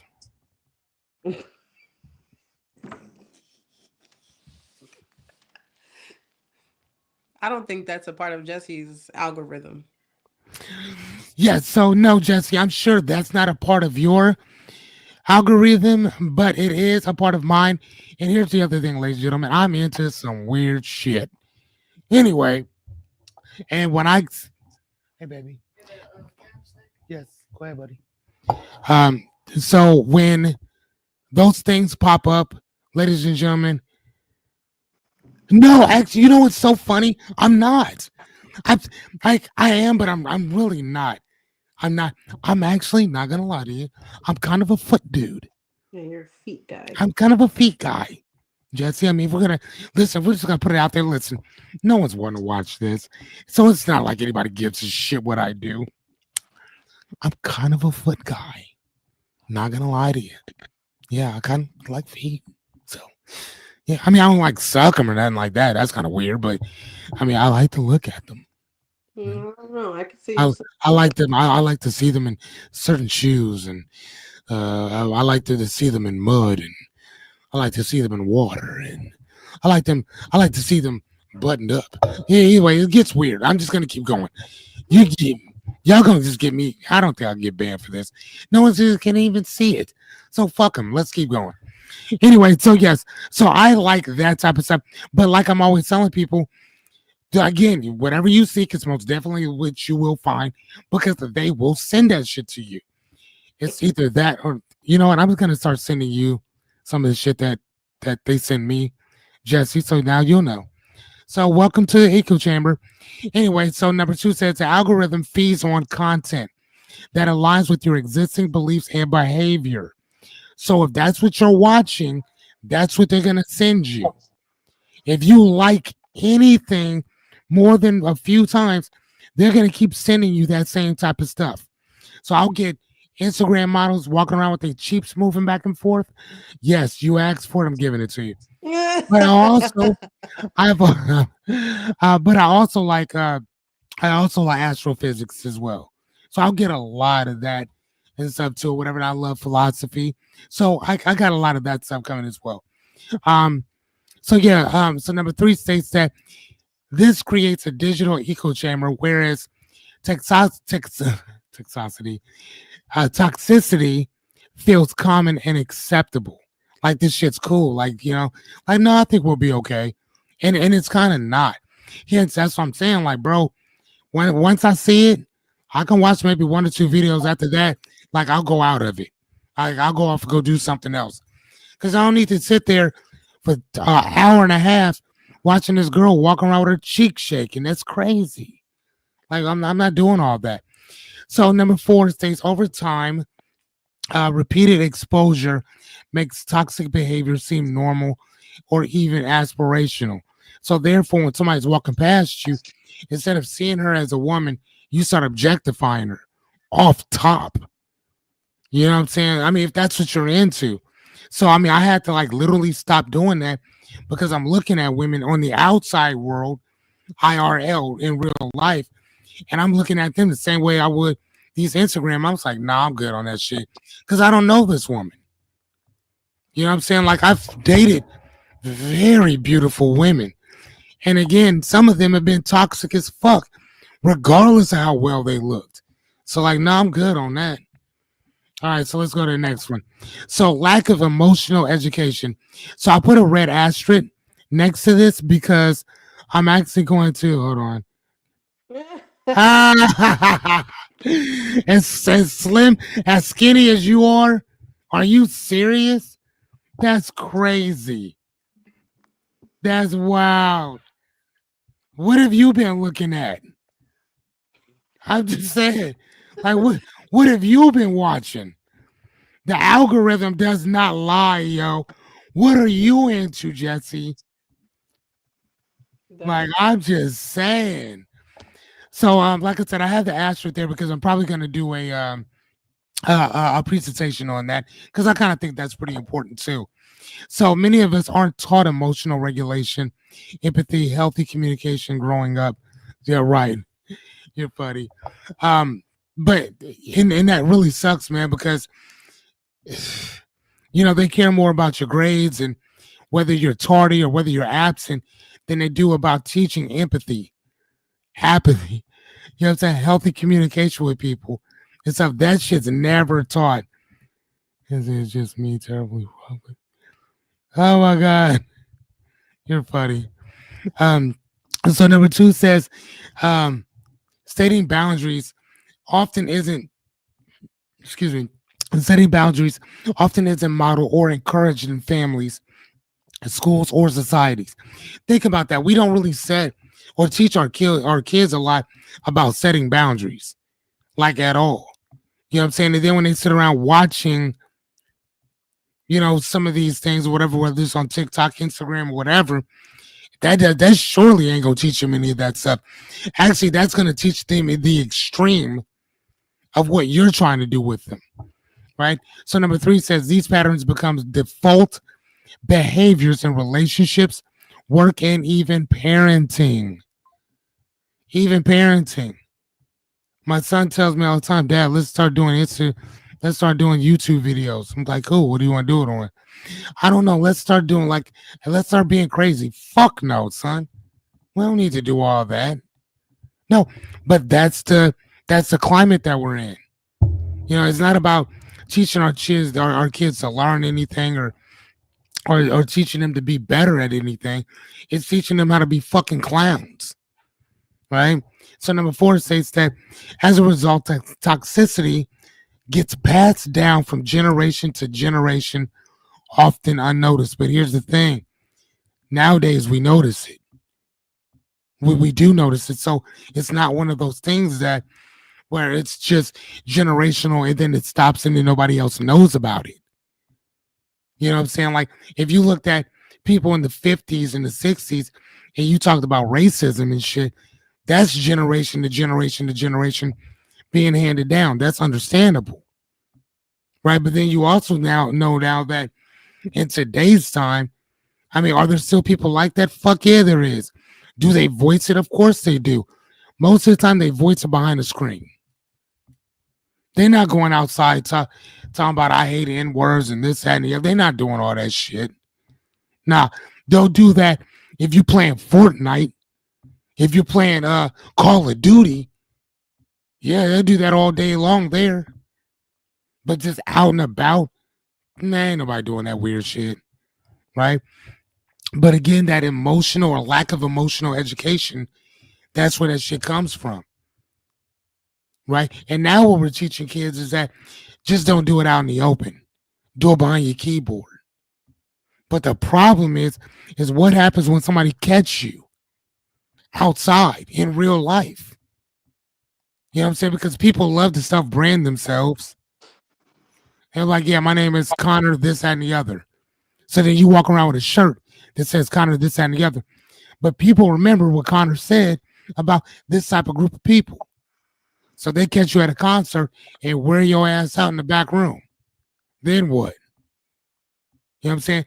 Then you get to walk around like a victim talking about you didn't do nothing to deserve this. This happened unprovoked. But yet instead you never mentioned the fact that you kept calling this dude the N-word, him and his whole mama and his family. And you kept taunting him, you kept bullying him, you kept talking shit. So then when he caught you in real life, now there's a problem. Now you want to call the cops. Now, I mean, come on, bro. Hey, that's just ridiculous. Stop. And again, that happens because a lot of us as parents are not telling our kids, hey man, knock that shit off. I have a thing with my son in his room. And I tell him, I said, listen, I know kids cuss. I know they do. There's nothing I can say that's gonna make you stop doing it. I remember when I forgot how old I was the first time that I used the fuck word. But I remember where I saw the fuck word, which was at Central Park. They used to have these tires, and that's what we used to play on. Like they didn't even have the stuff that they got today. They used to put tires together, weld them together, and that's what kids played on. Right, and you're so right about that, Jesse. That a lot of these parents don't even know half the time. Right, I do. Right, and I think that I want to encourage a lot of us as parents to figure out what our kids are doing before they end up in fucking jail. Because they're not building a lot of colleges, but they are building many in the penitentiaries. Right, so. One of the things that I talk to my son about constantly is that, listen, if you're in your room and you're using profanity, whatever, do you? You come outside of that room, we have a problem. We're not doing that. I can't stop you from going out there and doing you. I can't. But in our house, come on, my dude. So if your door's closed and you in there, you saying whatever, all right. But I also tell him too that son, there's consequences to everything that comes out of your mouth. Right? So you can't say something to somebody and not think that somebody's not gonna atone for what came out of their mouth. And that includes you. So if you bad enough and man enough to talk shit, son, the consequences come along with it. Right? Remember who you are, boy. All right. So number 9, we romanticize struggle stories. And at first I had wrote this whole thing about who was I talking about, Jessica?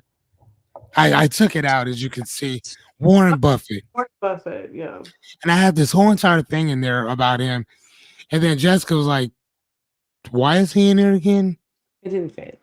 And then she's like, dude, I don't, it doesn't really fit. And I'm like, no, and I'm explaining why. Then the more I thought about it, I'm like, it really doesn't. Like, fuck, all right, cool. Then I took it out because shit, she was right.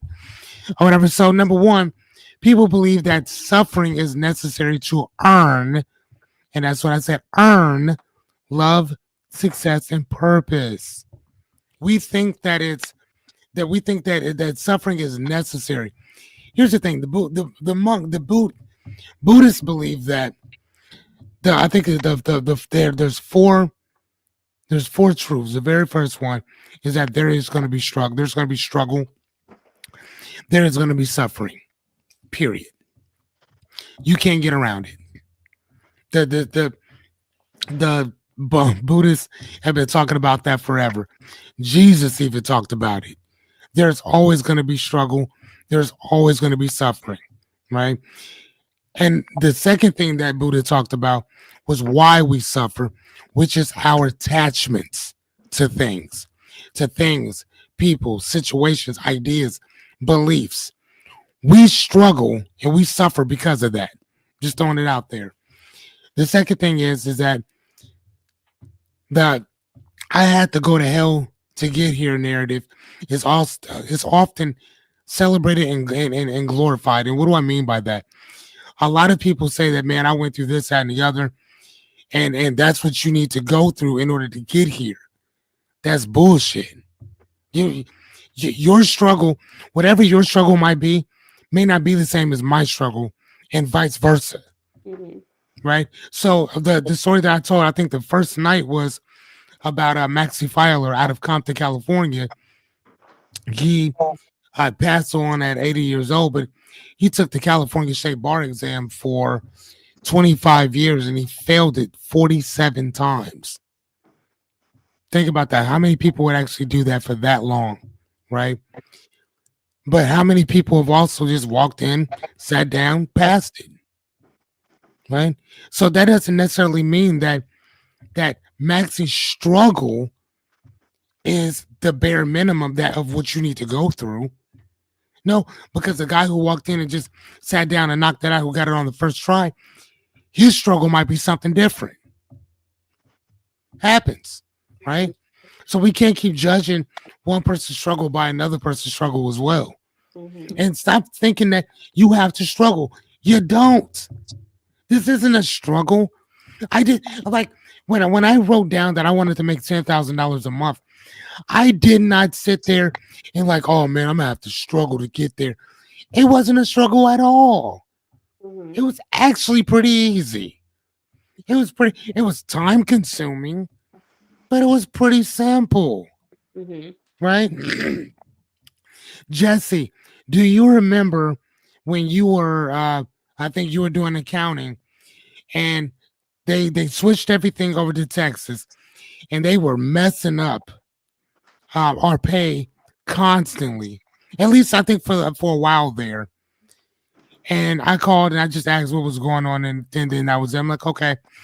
And I think that you and I had that conversation because you were like, you were the calmest person that I talked to about this, and everybody was calling and yelling at you and all that, except for me.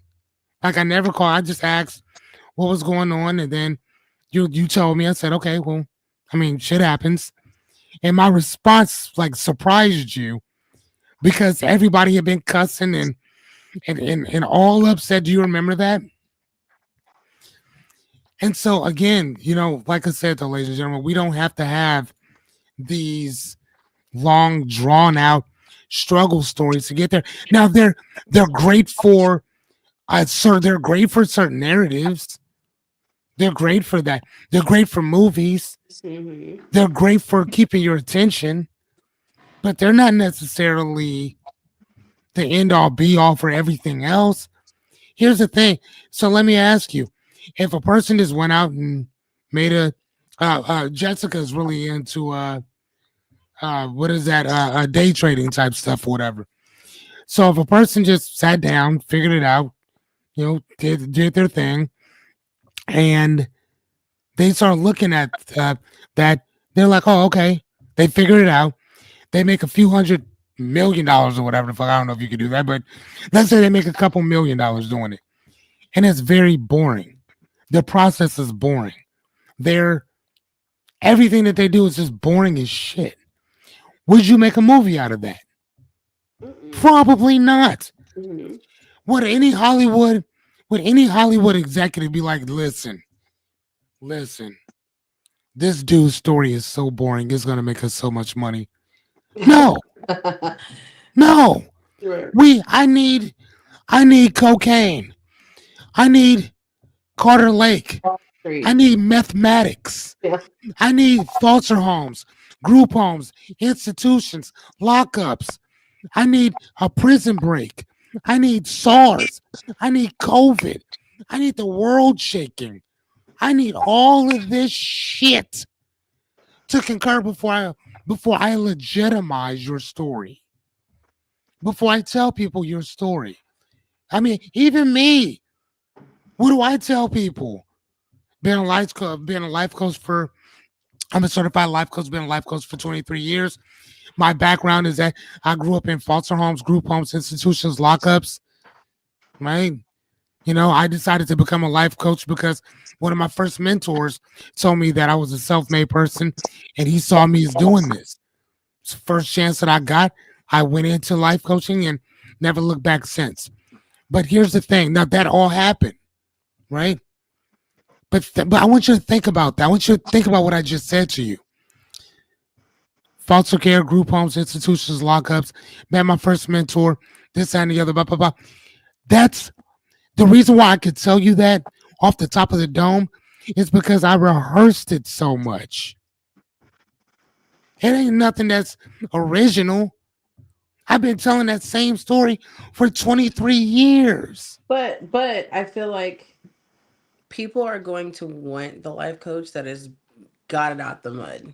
Like if I were a life, if people were comparing us, right? I just grew up in the suburbs, left my parents' home, and started making six figures when I was 23 years old. Right. I, you know what I'm saying? Like they would probably be like, I'm gonna choose Fearless to be my life coach because he has gone through it all. He's had to get it out the mud. Whereas Jessica grew up with a silver spoon in her mouth. What does she know?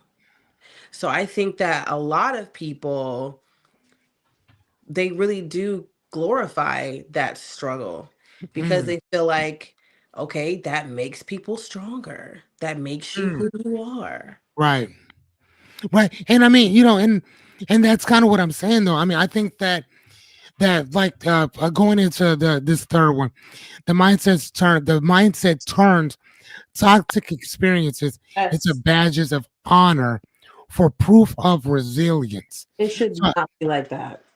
and I 100% agree, but I think that sometimes that's one of those things that we do to get people to number A, I guess A, feel sorry for us, and number two, listen to our story because otherwise you're not gonna hear that. Listen, that I went through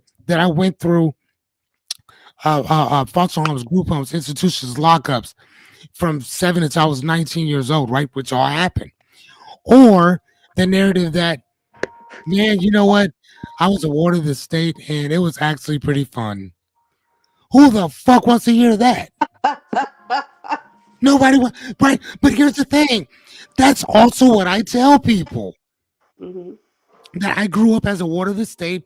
Some of the greatest people I've ever met were in foster homes, group homes, institutions, lockups right alongside me. Some of those people are still my best friends to this day. Like you never meet those people that you met when you were younger, but as soon as you see that person, y'all walk up and y'all hug each other because y'all haven't seen each other in so long.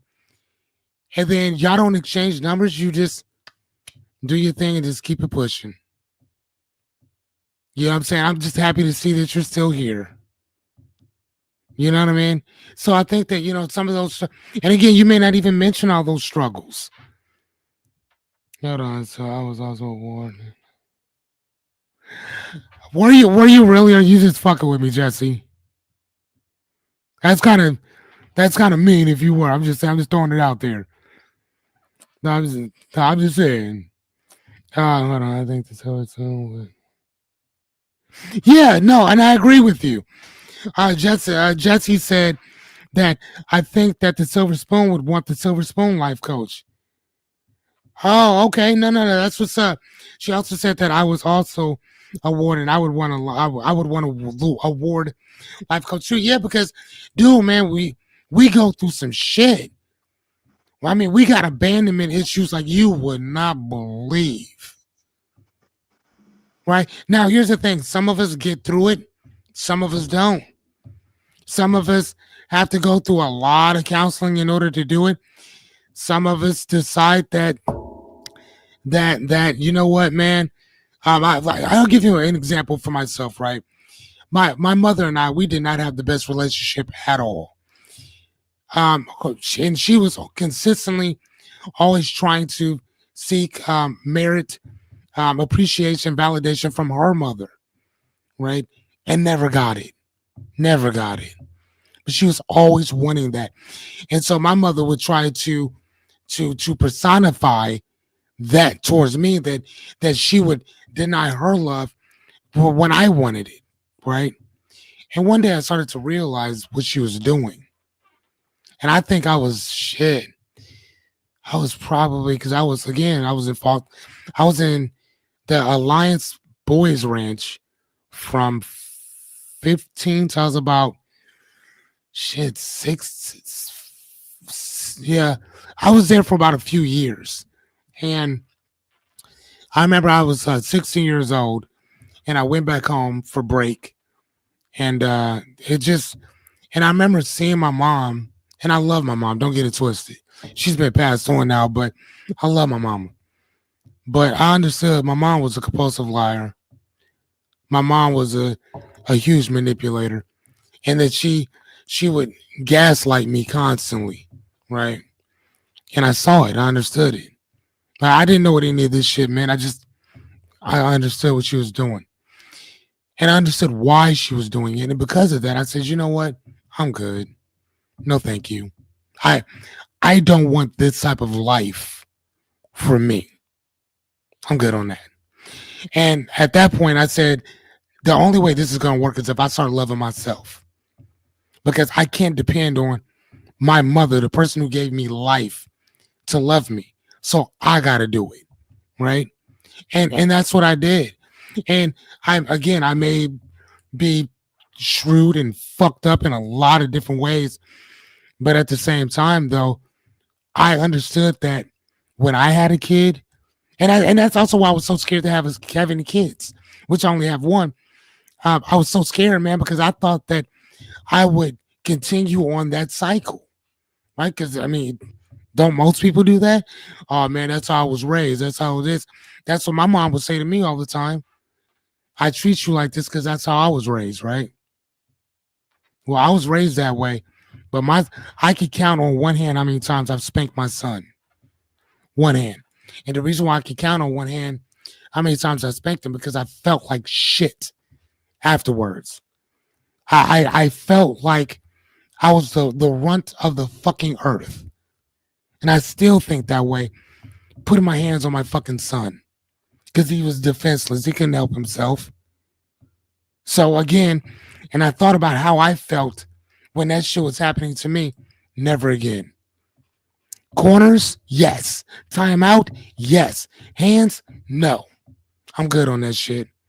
I wasn't doing it. I don't approve of it. I understand it, but I don't approve of it. I'm not doing that shit. So, and hopefully when my son gets older, he doesn't do that shit to his children. He doesn't isolate his children. He doesn't abuse his children, right? Because he didn't grow up like that, right? So number 4 states that as a result, toxicity is accepted, even embraced as a part of the journey. And again, that's kind of going back to, like we said, and I see you, Jesse. Thank you, dear. Um, that's kind of what I was talking about before. That story, that shit I just told you. That's my story, but that's not necessarily. That's my story, but it's not my narrative. That ain't something I'm gonna just tell I told everybody now. I mean, whatever, right? But that is a story that belongs to me, right? But I don't have to go out and, man, well, this happened to me, so this is why I do this. Nah, that's taking a coward's way out. So that's how I look at that. All right, so let's get. So, Miss Jessica, you still with me? Let me see. Did she leave me again? She probably did. She probably taking a poop. Anyway, all right, Jesse, are you still here with me?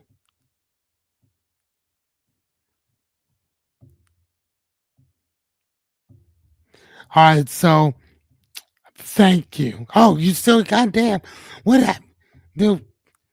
I think that my friend Jessica is having some. She's having some technical difficulties. She is having some technical difficulties. Thank you, Jesse. Okay, so number 10, we fear being seen as being weak. I can see you, Jessica. Do you want me to? Can I put you on the stage, or what are we doing? Do you want me to add you to the stage? Yeah. Yeah. Okay, I got you. Okay, so number 10 is that we fear that being seen as being weak. So there's a word, That's not on here or whatever, but um, the word spectacle or the word respect. So the word respect is RESPECT, right? I was about to start getting into a song, but you can't do that, right? Anywho, so the word respect comes from the word, it's mainly from the word spect, as in spectacle, SPECT, right?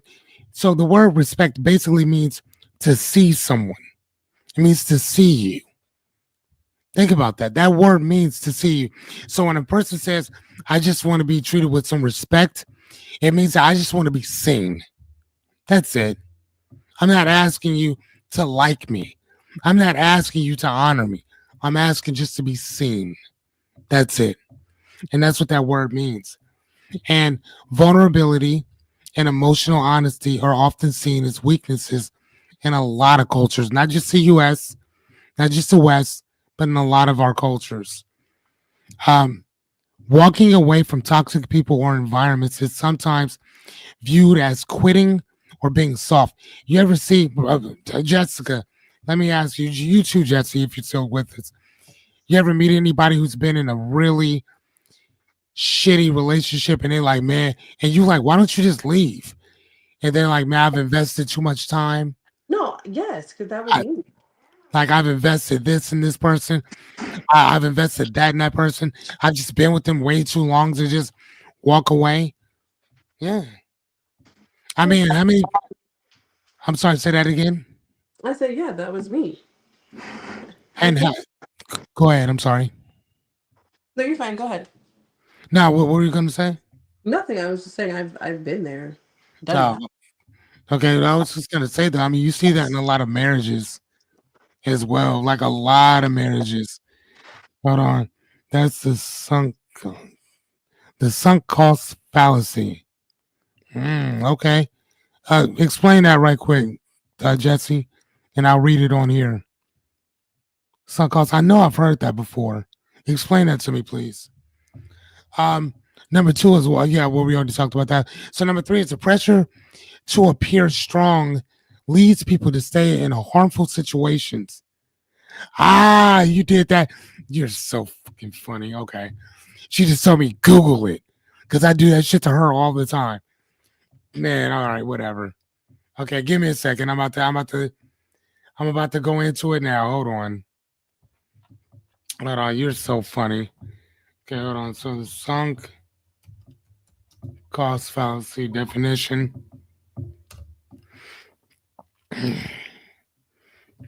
Okay, I'm gonna bring you guys in so you guys can see what I'm seeing. Okay, damn, hold on, let me see. Okay, so the phenomenon whereby a person is reluctant to abandon a strategy or course of action because they have invested heavily in it, even when it is clear that abandonment would be more beneficial. Bam, okay. Look at this one over here. They're talking about the same thing too. Why are we likely to continue with an investment even if it would be rational to give it up? I mean, no, that does make a lot of sense. It's throwing good money after bad, trying to recoup something that you can. Ooh, there it is. Okay. So is that an accountant term or an economy term?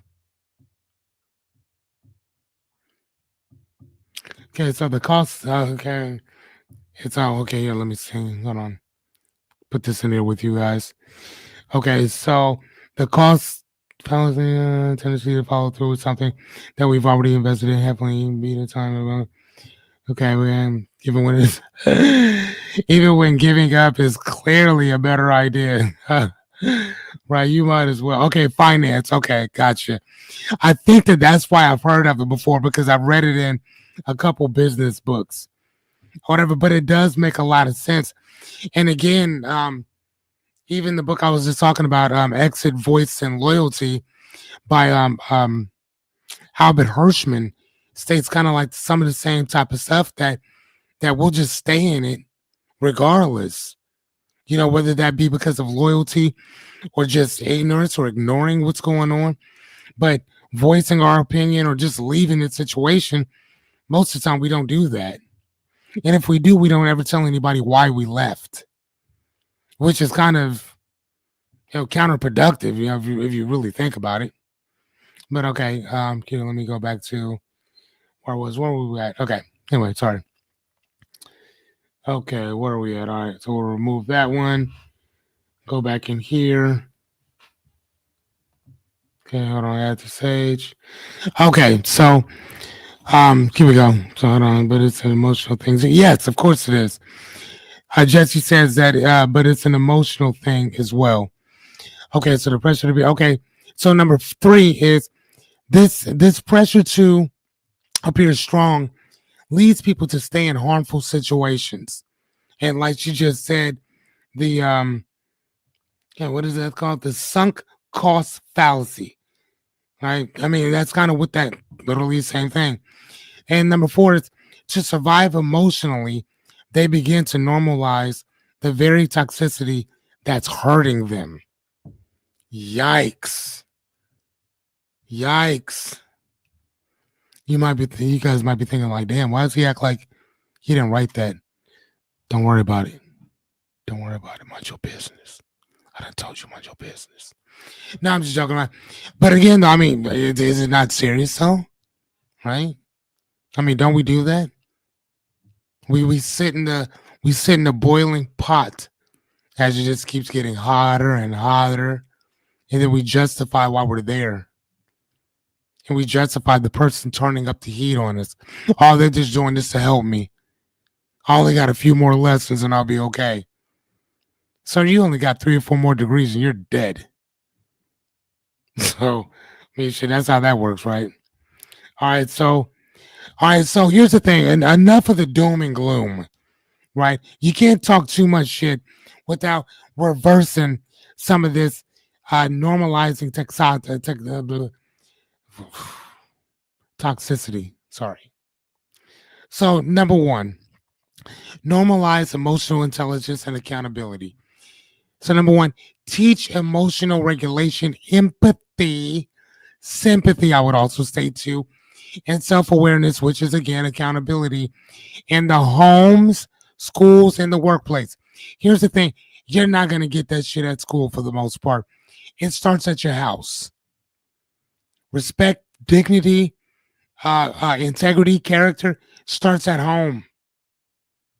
It starts at home.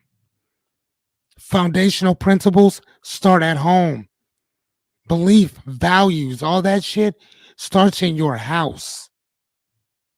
It starts in your house.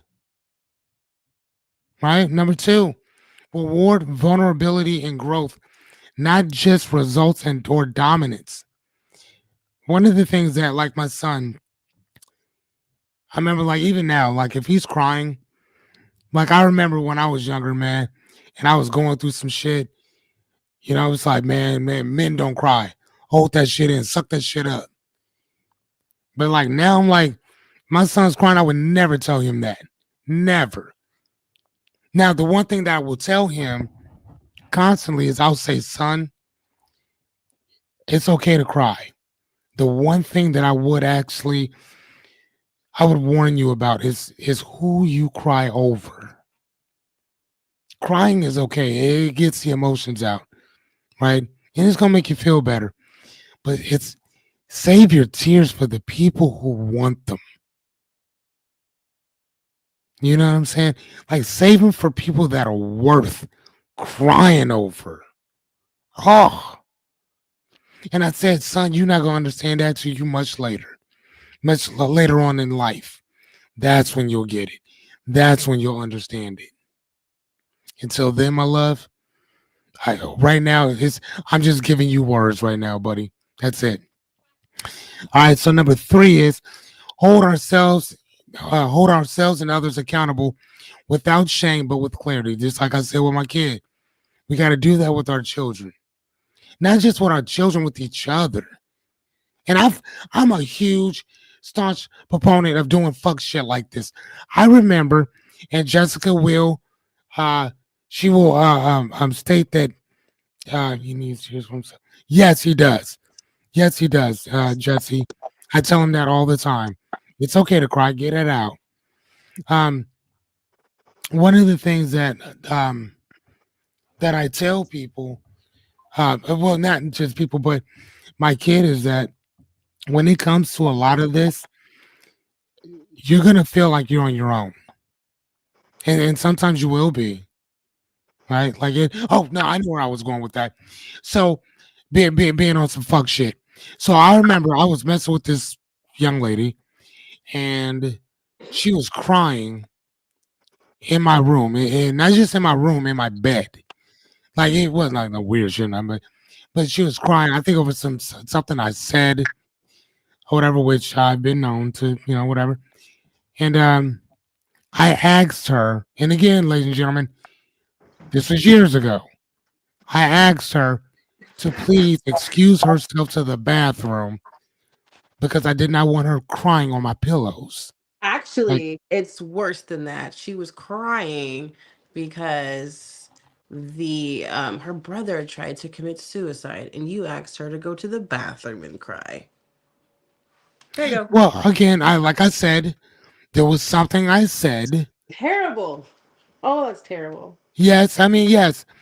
Again, ladies and gentlemen, like I said, out of 10 things, I only care about three. Sorry. Sorry.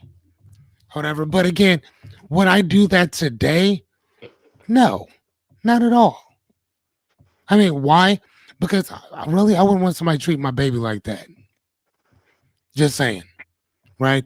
I mean, but again, no, I have to sometimes be reminded that, hey, bro, you need to be a human for a minute, because I'll forget, and it's easy for me to slip back into that I don't give a fuck mode. Ask Jessica, she'll tell you. I Yes. have no problem slipping into that shit. No problem. Like if it's like a winter night and the bed is just warm, I'll slip right on into it.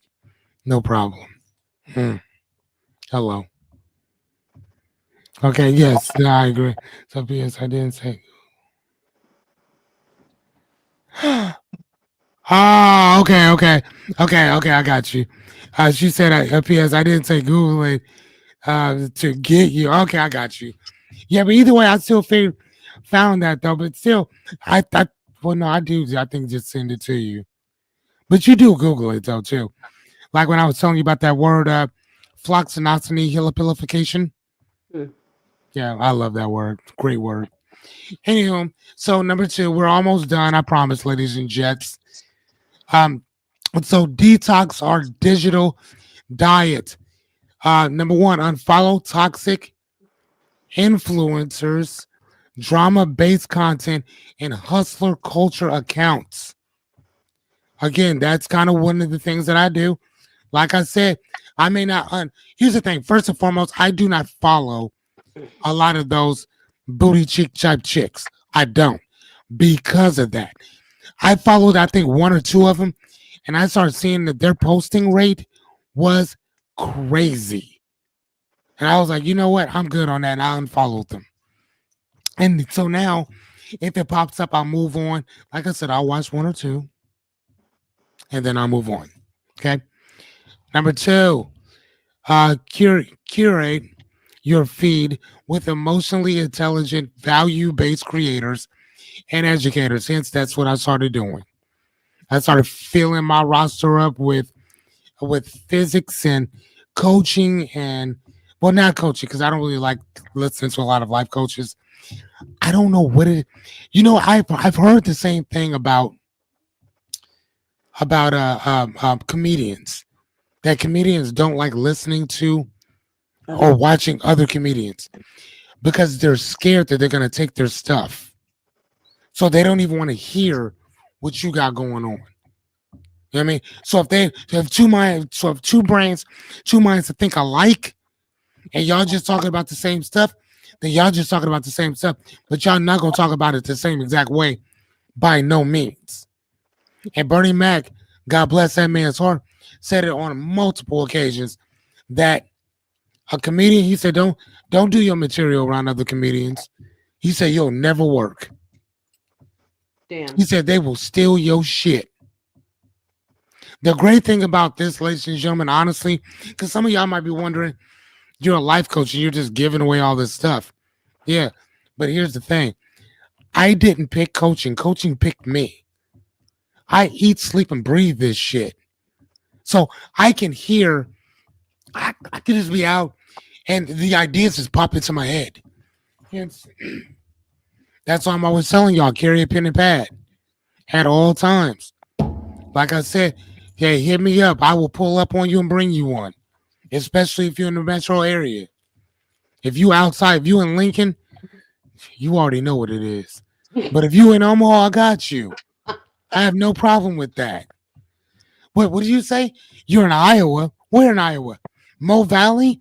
Yes, I'll drive an hour to bring that to you. I have no problem with that. I'm sorry, what do you say? You from where? UNL? Lincoln? You're good. You can wait. No, you're okay. You don't need anything. You're fine. I'm just joking. No, I'm not. Anyway, all right. So what's the other one? All right. So number 3, be mindful of what entertains you. What you watch, you start to mirror. Mm. Now, I watch a lot. I used to watch a lot of clappers. I can't emulate that, but you know what problem is with that? Is you start watching people like that. And again, you start emulating that and you start subjectifying people like that. You see what I'm saying? So although you may not mirror it, you're still mirroring it because you're watching it not online, but in real life. Which again, if you see a beautiful woman, you know, heterosexual male here, that's fine. There's nothing wrong with looking. There is something wrong with gawking. There is something wrong with staring. And listen, just because I have a set of binoculars on my car, that's my business. I done Oh. told you before, mind your business on shit. Let's go to the next one. Woo. Anyway, number 3. Oh, what did you say, Jesse? Carter Lake? Oh, I don't. Oh. I mean, here's the thing, though, Jesse. I don't have a problem with Carter Lake, though. Like I said, I mean, I'm cool with them. You know what I'm saying? I mean, like, I like, what is it, the Dollar General y'all got over there? In that weird place with the heart next door to it. I don't know what that is, but yeah. I mean, you guys have Ponca. I mean, if you're a smoker, you got that casino over there, which I haven't.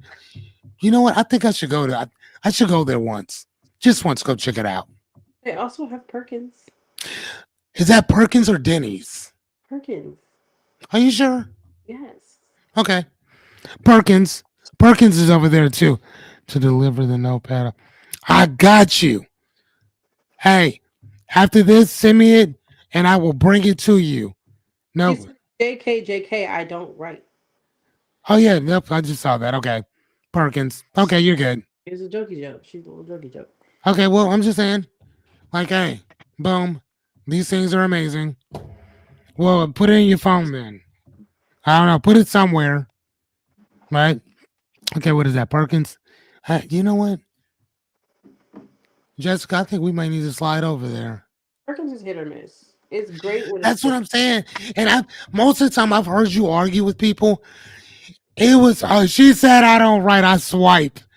This dude is crazy. This, I mean, you know what? Maybe I'm taking that somewhere different. Where she, other than what she attended, I do that sometimes. I'm sorry, Jesse, if I did. But please tell me that it's. You mean like to please tell me that that's. To tell me that. Tell me I'm. Tell me I'm not gaslighting myself. Please tell me, because if I am, like I should probably stop doing this because it's crazy. Tell me that I'm not gaslighting myself. You meant right? What the Yes. fuck would that mean? I don't write. I swipe. I mean, What you know, else were you talking about? what are you talking about? What am I talking about? Jesse, please tell her that I'm not going crazy here. What did you mean? That's what I'm asking. Like, I mean, like, like Tinder. Like Tinder, or I don't know the other ones. What's the other ones that does it? I don't know. I don't know either. I haven't been on one of those sites in Oh, years. oh, that's the only one I'll use is Bumble. Okay, Bumble, I guess. I mean, maybe. Fuck, I don't know. I mean, is that you laughing or is that her? Is that her laughing? Okay, cool. Because I'm just sitting there just like, man, please don't tell me I'm out here going crazy. What else you would mean by swiping? It was just like, I mean, well, no, that's because that's what it is. You swipe left or swipe right. She said, I don't write, I swipe. I I think mean, she's that's lost. I don't know. no, Jesse, that's Jesse. Could you please clear this up? clarify Jessica, it. Jessica, could you clear up this conundrum? Because now we're like, okay, what is Yeah, she? I mean, I'm telling you, I think that's what she should. I know it was a jokey joke, but still, she said, I don't write, I swipe. That is amazing. So anyway, okay, so you let me know when she gets on. Jessica, it's like a Jesse, this is like a 2 minute delay or whatever. So whatever you write, I don't see it for like a second or two. It's like those keyboards where you can like swipe, like when you're typing. Do you know what I'm talking about? Like on an Oh, iPhone, you can. she said her comment stopped. Oh wow. Okay. I don't know. Anywho, okay, so number three, last one. I think this is the last one, people. Redefine strength and love. And I think that that's really beautiful. So, number one, celebrate calm, consistency, and kind behavior is powerful and it's not weak. To celebrate being calm, consistent, and kind is a powerful thing to do for people. Will there be some people who take your kindness for weakness? Yes, but that's not everybody. That ain't everybody. Just because you've been cheated on or done wrong in one relationship, don't mean all relationships gonna be like that. Right. It's just that one. Right? We're better than well, we're better together a lot of times, but sometimes you're gonna have an asshole or two in the bunch. It happens. Right? Learn number two, learn to walk away from chaos without guilt. Now here's the thing, I could say that shit, but like y'all, I have trouble doing that too. And it's not that I'm walking away because I'm walking away from the situation. Sometimes the chaos is the person. And I feel like, oh, okay. Um, and that's kind of what I feel like, that sometimes that chaos is the person. And hell, it may not even be the situation. It might be walking away from them because of that. Like Jesse said, the sunk cost fallacy. You don't put too much time in this. Y'all don't spend so much time together. You know what she likes to drink. You know her coffee order. If you go out to go grab something to eat, you already grab it for her because you know what she wants. You know what she likes, right? And now we got to give all that up. And now you got to go start that shit all over with somebody else. I mean, that shit sucks. All right, last but not least, I think we are done, ladies and gents. What time is it? God damn, it is 10:30. 2 hours cracking. No, three, excuse me. We from glorifying struggle stories to honoring healing, boundaries, and peace. And again, it's not that we don't learn from those struggle stories, it's that we don't glorify them. And I know a lot of people like that too. Man, I just did a couple years in the penitentiary for this and the other. And they talking about that shit and bragging about it. Like that's just cute. I know people now that are still in jail from when we were young. Dude got out, did fair time, went right back. I'm like, all right. Some people, unfortunately, man, that's the only place they can get clean at. Some people, that's the only place they can get three hots in the cot. I mean, you'd be surprised how many people are in jail that are non-violent offenders. Non-violent. in there with the with some of the lowest of the low, right? So again, I'm just talking about these struggle stories, man. We got to be very, I think, particular and um. I mean, is we got to stop glorifying that shit, man. It's not cute. Entertaining, yes, but destructive too. You know.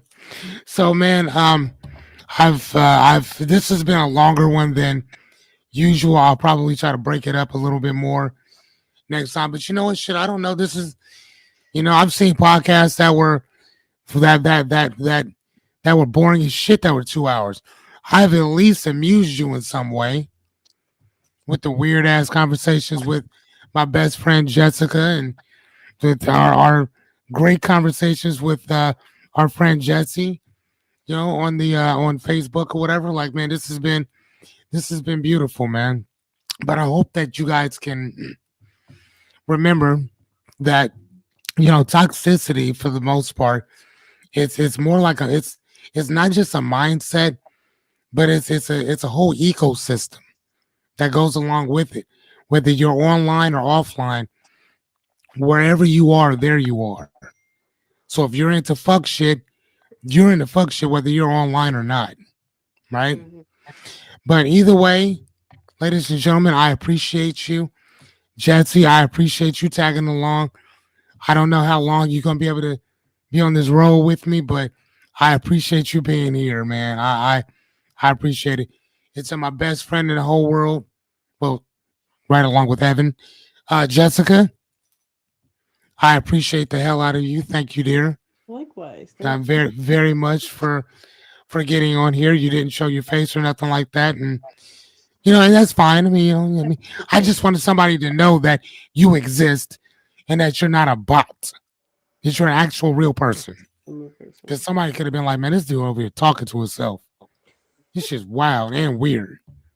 You know what I'm Yeah, saying? So either way, okay, what'd you say? I'll give you the last word.